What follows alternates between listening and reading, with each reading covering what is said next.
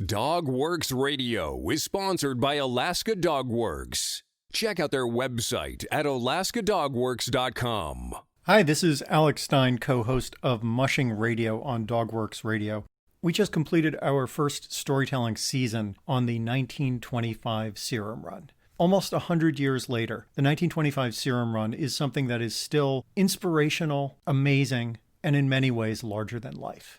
We've gathered all of these episodes together on one page to make it easier for you to listen to them in order. Just go to dogworksradio.com/serumrun. That's SERUMRUN, no space, dogworksradio.com/serumrun. And while you're at it, don't forget to subscribe to Dogworks Radio at Apple Podcasts, Stitcher, or wherever it is that you go to listen to podcasts. Start your day tomorrow with The Daily Dog with Michelle Forto, the morning podcast on Dogworks Radio. Apple Podcast reviewer Patty Christensen calls it funny, smart, and filled with all the info I want to know about dogs. I love this show. Wake up with The Daily Dog, available on Dogworks Radio on Apple Podcasts or wherever you listen to your shows.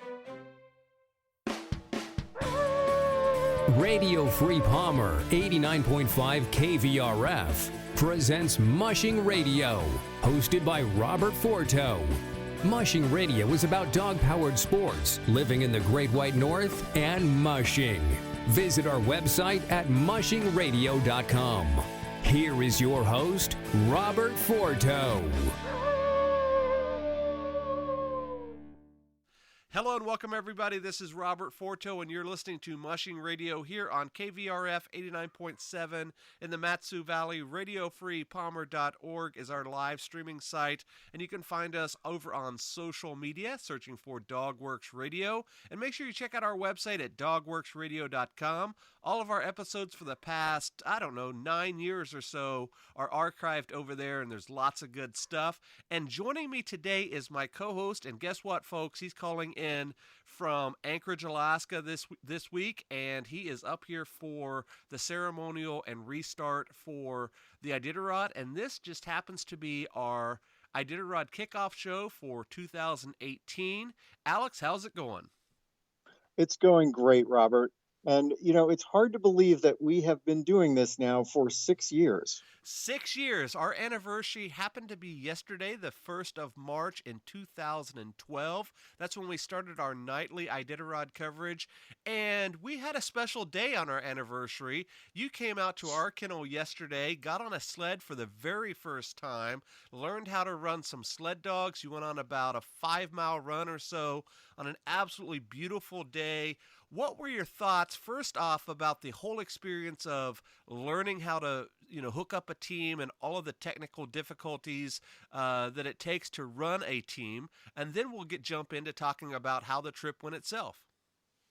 Well, I've always found sled dogs very exciting, and I love being around sled dogs. So being able to, and I've seen at the Iditarod ceremonial start and at the restart, I've seen handlers and teams lining up the gang line and the tug line and the neck lines and bringing the dogs up and hooking them in. And that's a very well-oiled machine when you have, 12 people helping you. When it's you and Michelle and me kind of standing around, not really helping, but trying not to get in the way. It's a little bit more hectic in a way, but it's much clearer what all of the different parts are. And before we went out, we spent a while going over all of the different parts of the sled, things, very simple things that we've been talking about for years and years and years, like the runners and the stanchions and the brake and the drag and the tug lines and neck lines. And so just being able to go over that stuff one more time and then see it in action right outside was very, very exciting to me. And I think I told you before we left that I have never been able to remember which is G and which is haw. And you stood up in front of me and you waved your hands out and you said G and haw. And just the act of doing that, I don't think I will ever forget which one is which. Right. And we also had to go over what I call the dance, and that's getting your feet placed correctly so you can pull the snow hooks before you go, and making sure one foot is on the brake and the other foot's kind of out, sort of like an outrigger for the snow hook, and then making sure you're always holding on. So that takes a little bit of a balance and technical know-how, doesn't it? Yeah, it does. And you said to me before we headed off that the dogs are very powerful, and I was running an 8 dog team, and I know that dogs are powerful, and I know, like, intellectually that dogs are powerful, and I've seen dogs running a million times, but just to be on back of the team and feel them, just take off was it's something you need to respect.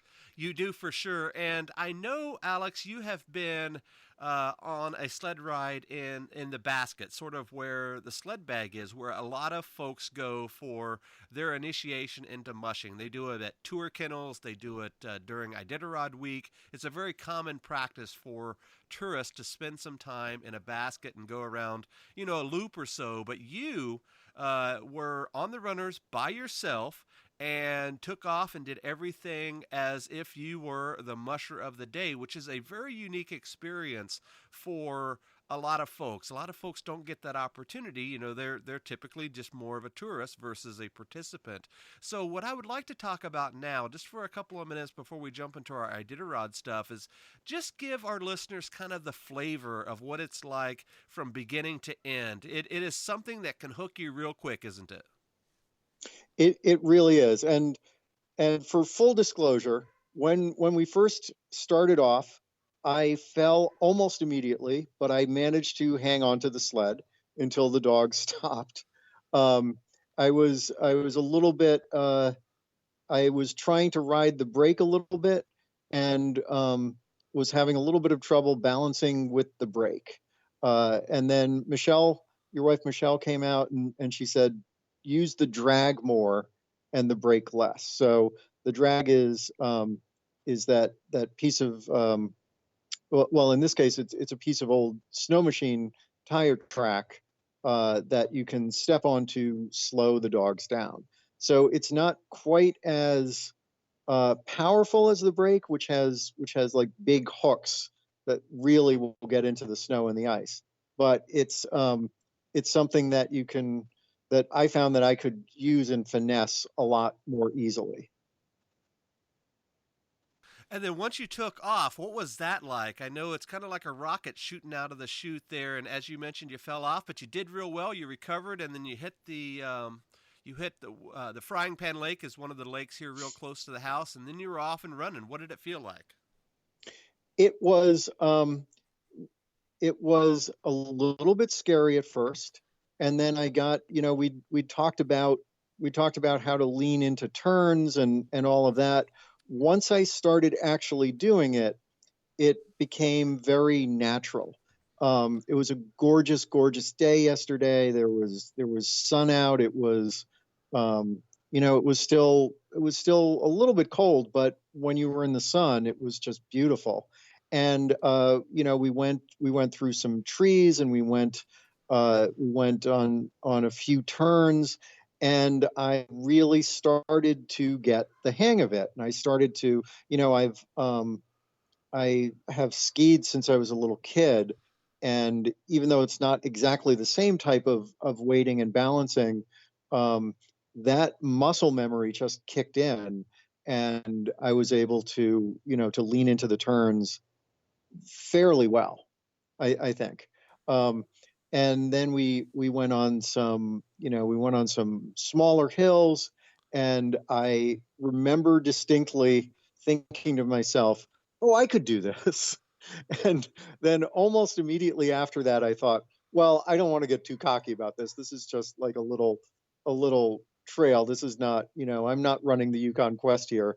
But what it brought out in me is I thought I could do this, meaning I could learn to do this. I could, by doing this more and more, figure it out and get really good at it. So that was a very exciting thing to realize. And I don't want to, I don't want to underestimate how much time and effort and skill and experience goes into making a great or even a good musher. Um, but for someone who'd never been up on the runners before, the idea that that was even possible was very, very exciting to me. So, can you tell our listeners how easy it would be for somebody just to get absolutely hooked after that first run? I hear a lot of times when we take people out and they'll say stuff like, this is the most amazing thing I've ever done in my life, or this is a bucket list experience for me, or, this is something that I've been wanting to do since I was a little kid and following the Iditarod. What were your thoughts going through your head as you were cruising down the trail there through those trees? And like we said, just an absolutely bluebird day. The snow is perfect. The trails were awesome. What was going through your mind as you were, cruising down the trail there? I was definitely thinking I completely understand now how people get hooked on this, because the dogs were just wonderful. They were just a fine-tuned machine, and I could see from the back how the wheel dogs were generating so much power, and how the lead dogs knew exactly where to go and exactly what line to take in the trail, and the swing dogs were anticipating the lead dog's moves, often right before they made them. And just watching the gait of the dogs and watching the way the dogs were running was very, very inspirational.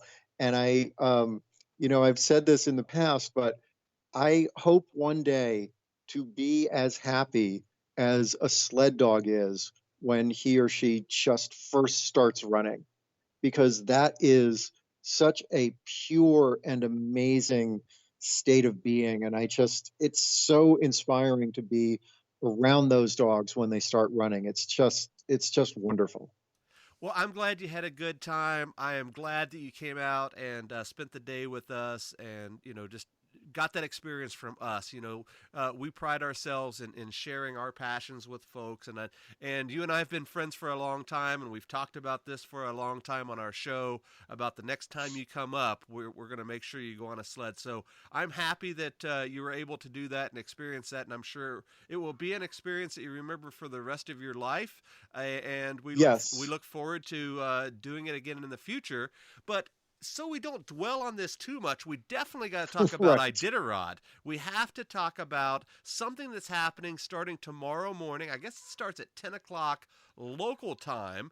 It's the ceremonial restart. For folks that may have just joined us this year, they aren't real up to speed yet about what's the difference between the ceremonial start and the restart and that sort of thing. Can you give us just a kind of a play-by-play rundown of what's happening this weekend? We have about 8 minutes or so left, so I definitely don't want to run over. Yeah. So every year, or at least every year, for many, many years, the Iditarod has two starts. There is a ceremonial start in Anchorage, and the teams will take 12 dogs, and they'll go, I think, about 11 miles or so, starting on 4th Street in Anchorage, and then making a big turn. And this is down on city streets, and they bring snow in so that the dogs can run on the streets. They make a big turn, and then it goes out into the woods, and they run for about 11 miles. And they carry what are called Iditariders, and those are people who have won auctions in order to ride in the sled bag for an Iditarod team. And usually they have cameras, they have GoPro cameras or video cameras or just their phones, and are taping the whole thing. And it is like a carnival. There's, I think, there's usually about 15,000 people downtown at the start. People are lined up in one of the big parking garages to watch the dogs go by, and it's very, very exciting. And some of them have tag sleds, which are second sleds, usually driven by handlers to slow it down. Uh, and the thing about the ceremonial start is that it doesn't count. Um, it counts only in that you have to complete it and get to the end, but the time doesn't count, and none of it really matters except that you do it. And then the following day, on Sunday, there is the restart, which is the real start of the race, and from then on, everything counts. And traditionally, at least for the last few years, that has been in Willow. There have been a couple of years lately where it's been moved to Fairbanks because of lack of snow on the early part of the trail, but we are back doing the traditional route.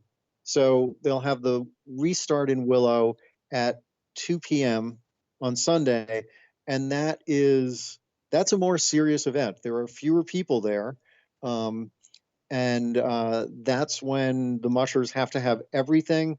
They have to have their 16 dogs they've decided on, and all of the equipment that they're going to need, because once they pull out of the starting gate in Willow, they are essentially on their own.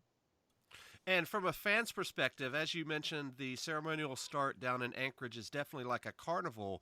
It continues on as they move up to Willow. It's sort of like a picnic for a lot of folks, isn't it? It's kind of a mixture of NASCAR and a football tailgate party and a carnival and just about everything for fans. They have food vendors up there and shuttle services running folks up and down the Parks Highway from Anchorage. There are snow machiners out on the lakes with people barbecuing and having bonfires and signs for the mushers and all sorts of stuff. And that carries on for many miles, sometimes as they even hit the Sioux and the Yentna River on towards the first checkpoint, which is about 35 or 40 miles away, Yentna Station. And then it pretty much tapers off after that, at least from a fan's perspective. And then they go on to Squintna, then on to checkpoints down the line, Rainy Pass and McGrath and Iditarod this year, and over the Alaska Range and on towards then. But it is something to see if you're up here in Alaska, and many people travel from all over the country. Some folks travel from all over the world just to experience this from a fan's perspective, don't they? Yeah, and the people who are fans, and also the people who are volunteers, they form these very tight knit friendships, and people will get together here in Anchorage year after year. People who've known each other either from just being fans of Iditarod or from volunteering and being on the same work crews with whatever they're doing for Iditarod. And that's actually one of my favorite things about it, is that all of these very, very close friendships are formed sort of instantly, because people are sharing the same duties essentially as volunteers, or they as fans find the best places, or the places that they prefer to watch mushers go by. And people, some people in the woods, they hand out hot dogs, or they hand out blueberry muffins, or things like that.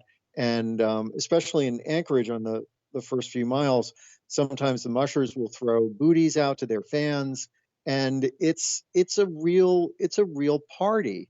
It's sort of like, we use the analogy of other sports a lot, but it's sort of like if you were in the NFL, and between the 30 and 35 yard line, there were fans there high-fiving the players.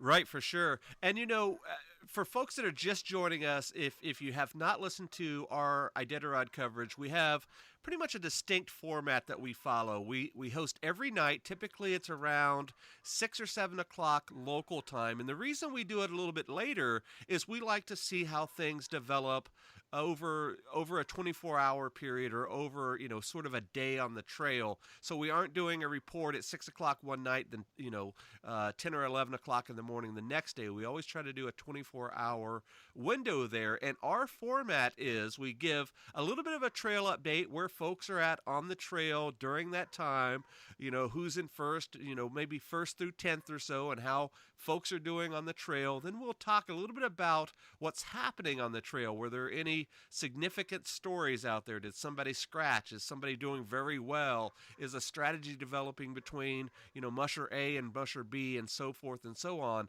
And then we do something that I don't think it's done on any other show. We do a musher profile or a musher story every night, and you pick one every day, and we sort of keep that going throughout our coverage here on Mushing Radio. And what's also sort of unique with us, most media outlets, they only cover until the first 10 or so people are in the chute, and they pack up and go home. Of course, resources are a big deal for them, but we stay on the air every night, at least through the banquet. So that's sort of our format. Any changes to that this year, or do you like where we're going, Alex?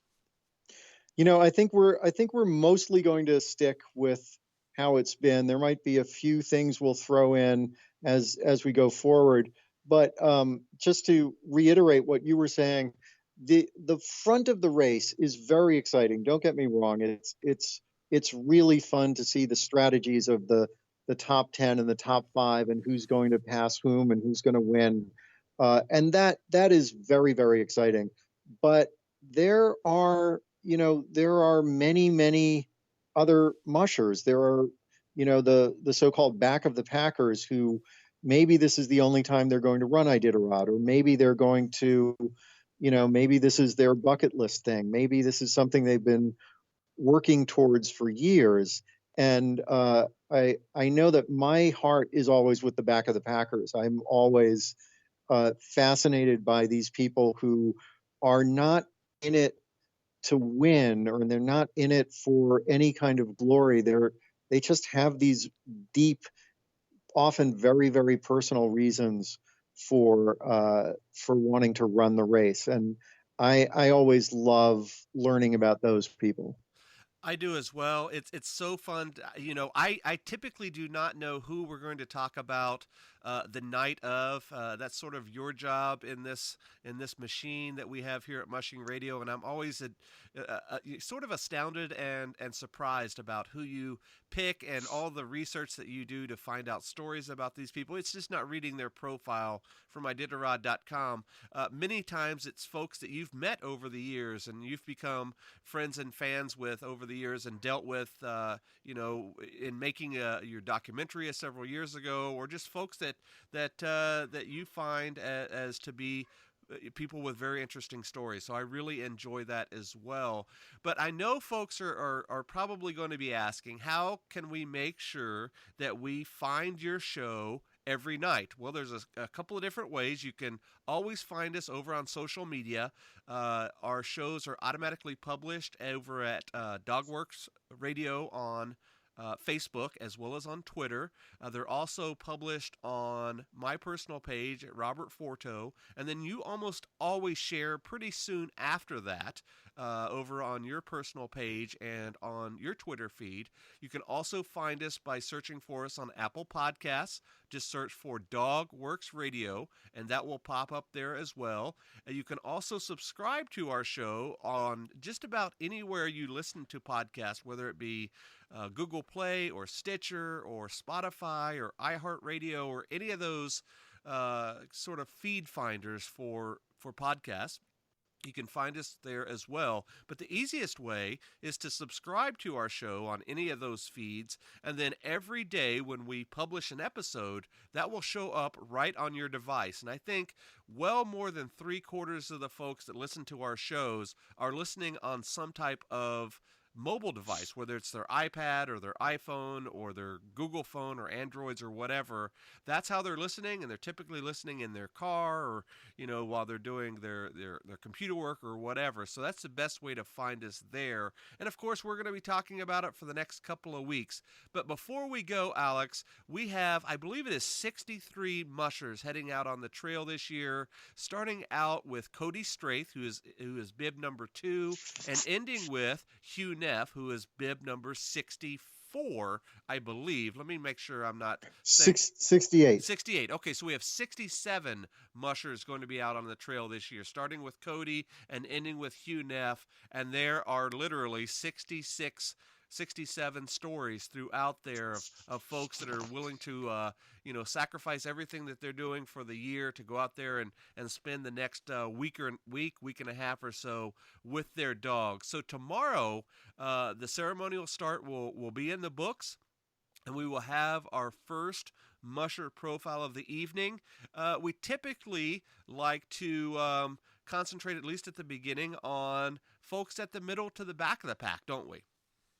Yeah, and at least the first few days we tend to do a lot of rookies, um, just because they're really interesting, and generally rookies are a little bit more approachable than some of the veterans who, some of the veterans are very approachable and do a lot of interviews and a lot of media, but some of them just really would prefer to be left alone. Right. But the rookies are trying to get attention, or trying to get sponsorship, or trying to get people interested in them. And the first year that I ever came up to Iditarod, I was talking to someone, and I'm sad to say I forget who it was, but it was someone it was their rookie year.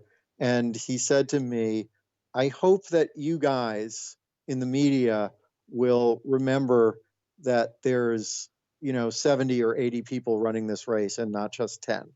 Right, and that's been our focus for the last 6 years, and I really like that. I really like that format. But I guess the last thing I would like to mention, Alex, is we would love to hear from our fans during this time. Who would you like to hear about? What would you like to hear on our show? You can always comment over on Facebook or Twitter or email or websites or whatever. I know it becomes a really fascinating thread to follow over on Twitter. It doesn't seem that you sleep much during the next week and a half, at least in terms of Twitter. It seems like you're not only posting at 8 a.m., but you can often find tweets and posts from you at 2 or 2:30 in the morning as well. Are you just as hyped up as some of these mushers on sleep deprivation as they are? Well, yes and no. I mean, I am, but I don't want to compare myself to them, because they're out in the cold, and I am, in my relatively warm house and being able to go upstairs to my bed. So, yeah, I try to stay on top of it, and usually there's almost always something going on overnight. So that's a very exciting thing for me to watch. Very good. All right, Alex, well, enjoy yourself down at the ceremonial start tomorrow and the restart on Sunday. We will definitely report on what you found out and what you see happening there on the first couple of days of the 2018 Iditarod. Anything you want to say in closing? Just want to once again encourage people to subscribe to this podcast. Make sure you don't miss an episode.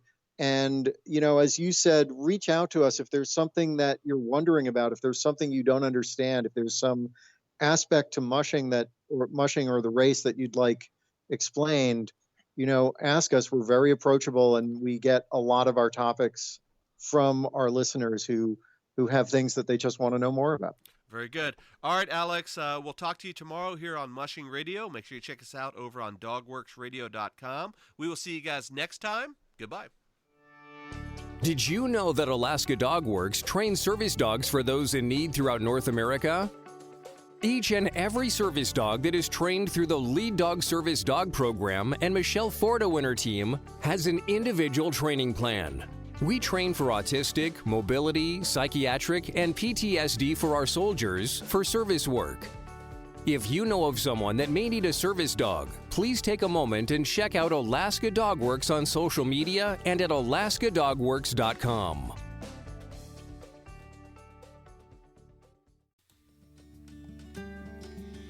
If you like our podcast, there are a few things you can do. You can take a couple of minutes and go to Apple Podcasts and leave us a 5-star review. You can also check out all of our DogWorks Radio sponsors and promotions in our show notes. Another thing you can do is go over to Facebook, like our Facebook page, and one last thing, please tell all of your friends by spreading the word about DogWorks Radio. Thank you so much for listening to us. We really appreciate you. DogWorks Radio is produced by Robert Forto. Logo art by Angry Squirrel Studios. DogWorks Radio is produced in conjunction with KVRF 89.7 in Palmer, Alaska. For dog training advice, you can contact Alaska DogWorks at 907-841-1686 or visit their website at alaskadogworks.com. If you have a show idea or would like to be a guest, please contact us by sending an email to live@dogworksradio.com.